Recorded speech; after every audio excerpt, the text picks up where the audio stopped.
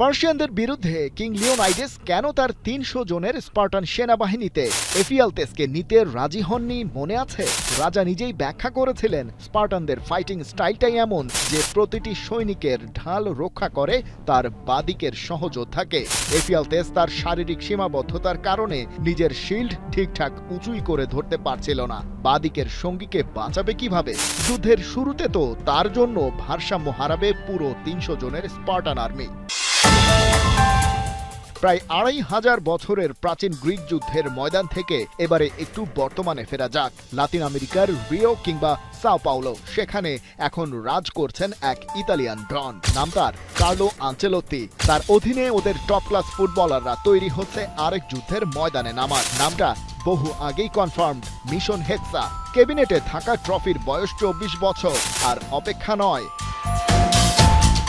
তাই যুদ্ধের প্রস্তুতি পর্বে কিং লিওনাইডেসের মতো আনচেলোত্তিও ঘোষণা দিয়েছেন, তুমি যত বড় বীর যোদ্ধাই হও, fitness up to the mark না থাকলে নর্থ আমেরিকার বিমানে জায়গা হবে না।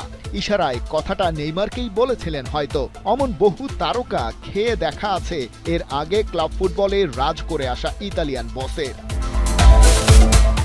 কিন্তু নেইমার কি বলছেন, কি ভাবছেন? ব্রাজিল থেকে শেষবার যখন ছিটকে গেলেন, পেছনের কারণ ছিল এসিএল বা ইন্টেরিয়র ক্রুশিয়েট লিগামেন্ট ইনজুরি। হাঁটুতে থাকা বেশ ভাইটাল লিগামেন্ট এটা, যার অবস্থান নি ক্যাপের ঠিক নিচেই। এটার কাজ হিউম্যান বডির ব্যালেন্স ধরে রাখা। এই এসিএল রিকনস্ট্রাকশন সার্জারির এস্টিমেটেড রিকভারি টাইম ৬ মাস থেকে ১ বছর। ব্রাজিলিয়ান তারকার অবশ্য ফুটবলের মাঠে ফিরতে সময় লেগে গেছে তার চেয়েও খানিকটা বেশি। রিকভারি টাইমে হাঁটুতে অস্ত্রোপচারের দাগটা বুকে আঁচড় কেটেছে সারা দুনিয়ার নেইমার ভক্তদের। তবুও আশায় বুক বাঁধা, সে ফিরবে আপন শক্তিতে। নেইমি ফিরেছেন, সান্তোসের হয়ে খেলেছেন, ফের ইনজুরিতে পড়ে আবার উঠেও দাঁড়িয়েছেন। কিন্তু আসল প্রশ্নের নির্ভরযোগ্য উত্তরটা পাওয়া যায়নি এখনো। ২০২৬ বিশ্বকাপে কি খেলবেন? সান্তোসকে রেলিগেশন জোন থেকে বের করার অনবদ্য নায়ক হয়েছেন বটে, তবে সেজন্য তাকে লড়তে হয়েছে ইনজুরিকে সঙ্গী করেই।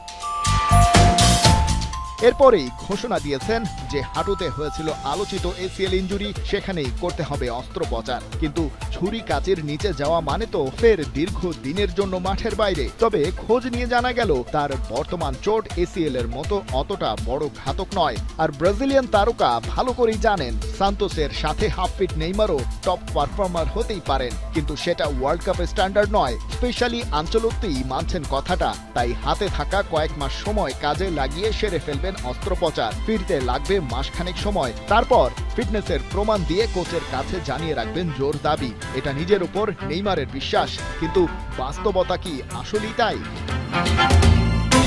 হেক্সা মিশনের স্বপ্ন নতুন করে দেখানো ইতালিয়ান মাস্টার মাইন্ড কি এমন এক প্লেমেকারকে সত্যি বিশ্বকাপের জন্য বেছে নেবেন যে ২০২৩ সালের সেপ্টেম্বরের পর খেলেনি আর কোনো ইন্টারন্যাশনাল ম্যাচ? তিনি কি সত্যিই শিল্ড হয়ে উঠতে পারবেন যেটা রক্ষা করবে সেলেসাওদের হেক্সা স্বপ্ন?